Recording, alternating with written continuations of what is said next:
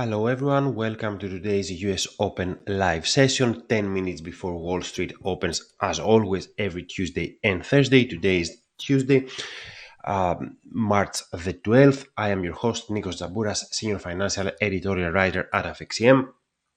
Less than an hour ago we got the US CPI inflation update, which came in with the figures coming in hotter than expecting and sparking volatility in the greenback and US equities. So we're gonna talk about those figures and their impact on Euro USD and the Nasdaq. Over the weekend, we also got a surprise from the Chinese inflation numbers with the first positive reading in several months. And we also had Chinese smartphone maker Xiaomi announcing the date for deliveries of its first electric vehicle. Both of these events boosting the Hang Seng index from Hong Kong. So we're going to talk about that as well. And we're also going to talk about a little bit about Rivian, the US EV startup, which announced new models coming up, cheaper and smaller off-road vehicles, and that helped the startups stock which has struggled. So these will be the main themes of today's session. But before we begin, as always, please read carefully through the risk warnings and the disclaimers.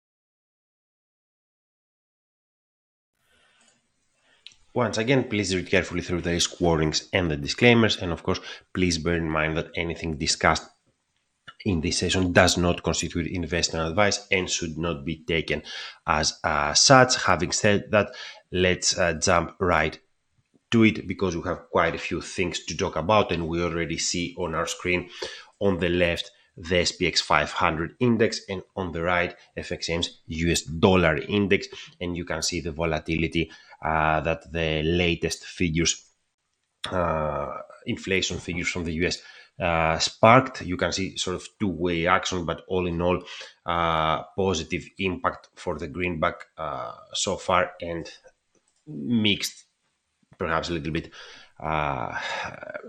negative, but mixed for US equities.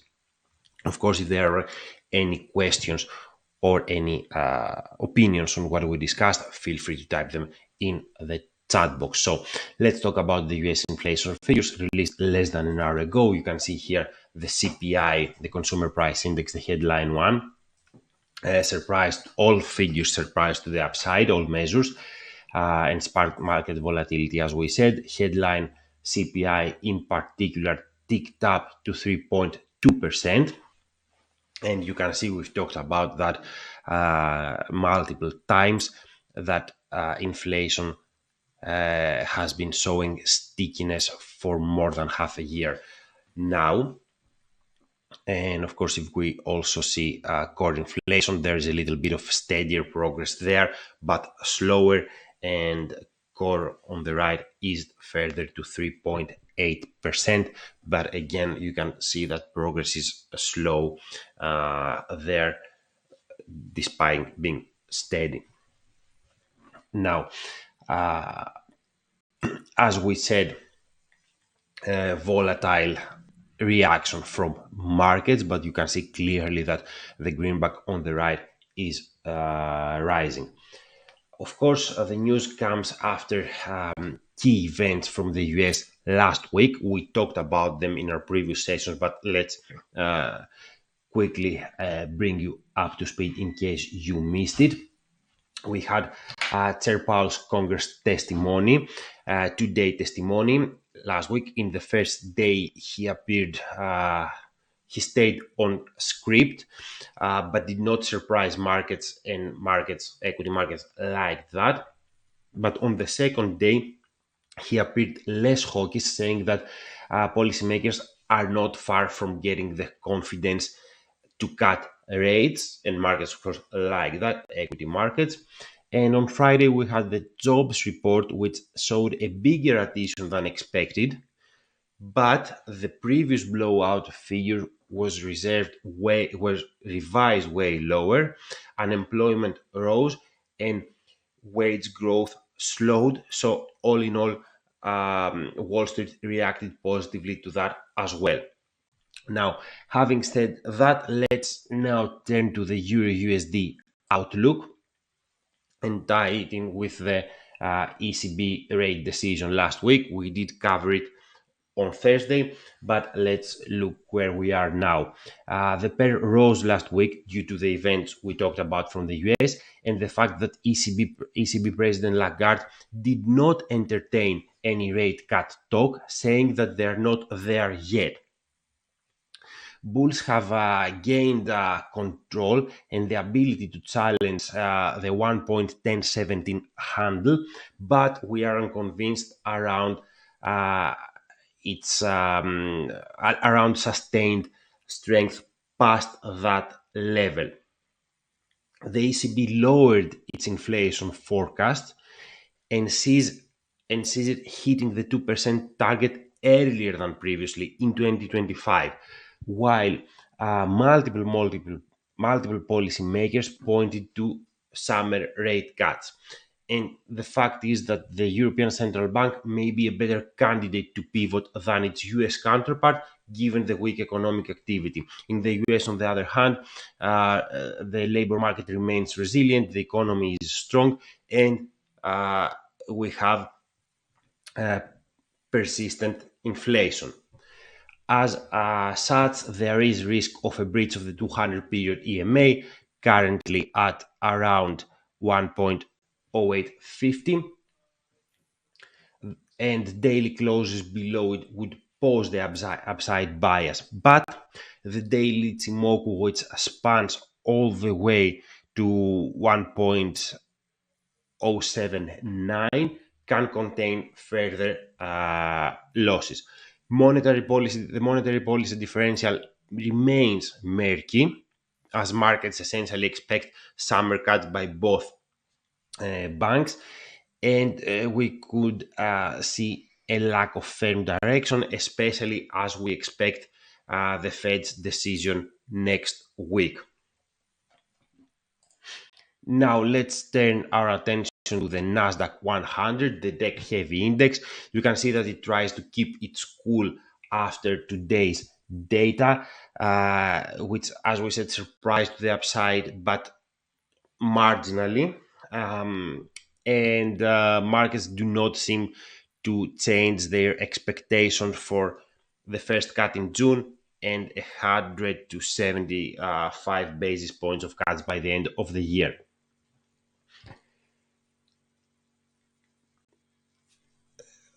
Wall Street continues to look past any hawkish signals around monetary policy, and the index stays on track for fresh record highs towards the 19K handle. However, they may not be able to ignore them for long, and we can definitely see a breach of the 200 period EMA, currently at around 17,750. But significant deterioration in sentiment would be required for sustained losses below that level, and in any case the downside appears well protected, as you can see on the chart. Now I want to turn our attention to the Hang Seng Index from Hong Kong, which is having a very good week, setting 2024 highs, largely fueled by two catalysts. Today's move higher was helped by the more than 10% jump of Chinese smartphone maker Xiaomi, one of its biggest components, after the company announced deliveries of its maiden electric car that they will begin within the current month. Very fast pace from Xiaomi. And let's also look here. This is the chart of Xiaomi. That's today's move, more than 10% hike. Xiaomi was the third smartphone maker behind Apple and Samsung in 2023 based on units sold, but has been working on an electric vehicles for around 3 years. Its SU7 sedan was unveiled a few months back, and the company aims to become one of the top 5 automakers in the world over the next 15-20 years. So very aggressive timelines from Xiaomi. And of course, this is in stark contrast with Apple, which dismantles its EV team as per Bloomberg, a report that came in just a few days earlier. Now let's focus on the technical outlook of the Hang Seng Index and also talk about the other catalyst of this week's rise, which was the inflation data from China over the weekend, which surprised to the upside. CPI rose 0.7% year over year, which is the highest in nearly a year and the first positive reading since August. Remember that China has been grappling with deflation, and the figures show that Beijing's efforts to boost consumer demand may be actually working. The index now eyes the 200-period DMA, the blue line that you see on the chart, and the 38% Fibonacci of its 2023-2024 slump. However, we're cautious around the upside. Technically, the relative strength index, as you can see on the bottom of the chart, is overbought, and that can contain the advance and lead the index back below the 200-period EMA at around the black line at around 1633. This would shift bias to the downside, although the February low at 1,0722, at around 15,232. Let's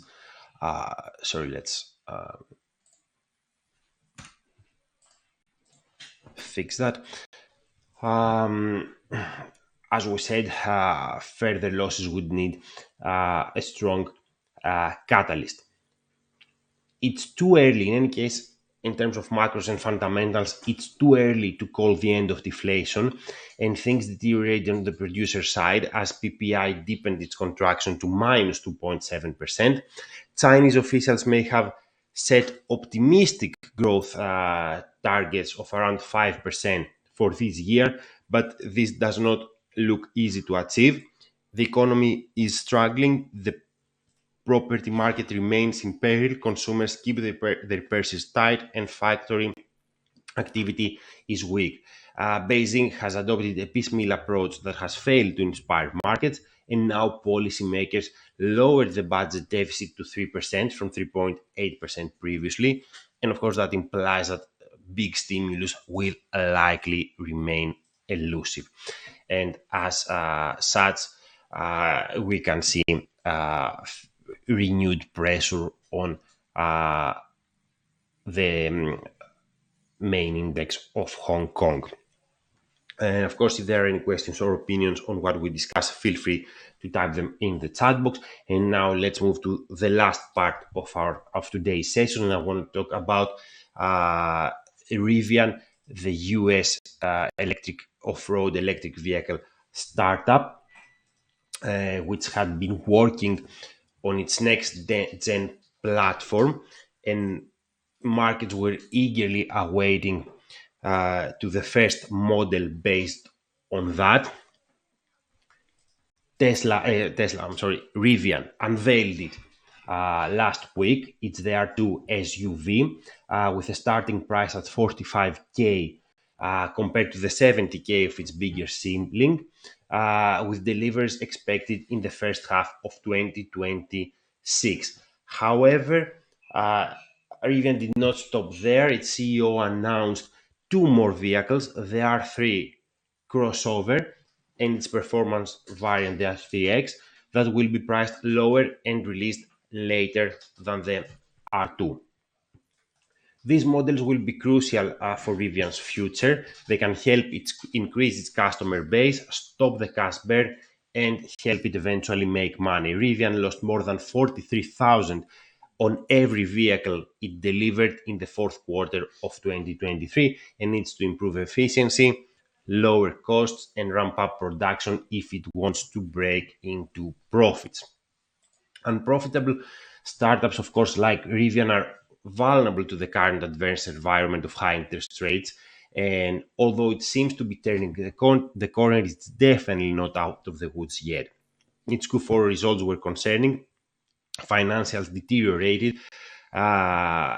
Cash remained below 10 billion. Deliveries dropped more than 10% quarter over quarter, around 10% quarter over quarter.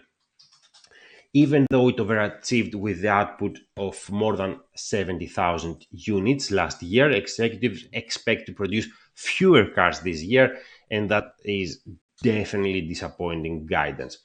Now, the new vehicles, their accelerated delivery schedule and the lower capital expenditure for producing them are encouraging in the right direction. As a result, the stock of Rivian jumped after the announcement and now has the opportunity to look towards the 38.2% Fibonacci of the last leg down. But you can see that the upside is unfriendly. We have a thick falling daily Ichimoku cloud and the exponential, the 200 days exponential moving average. And you can see that already struggles to follow through, because you can see it loses ground over the last few days as this euphoria wanes.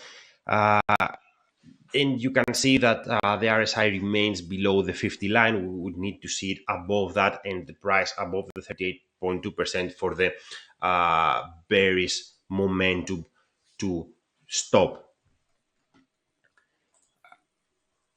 The company had hit new record lows earlier this year, a few weeks back, and despite the rebound, it remains in a perilous state and in risk of new lows, of lower lows below $10. So all in all, the announcements of last week are encouraging, but the new vehicles are still 2 years out. Rivian, it's not out of the woods yet. That's pretty much it from me for today. Thank you for joining me. We will talk again in 2 days on Thursday, 10 minutes before Wall Street opens.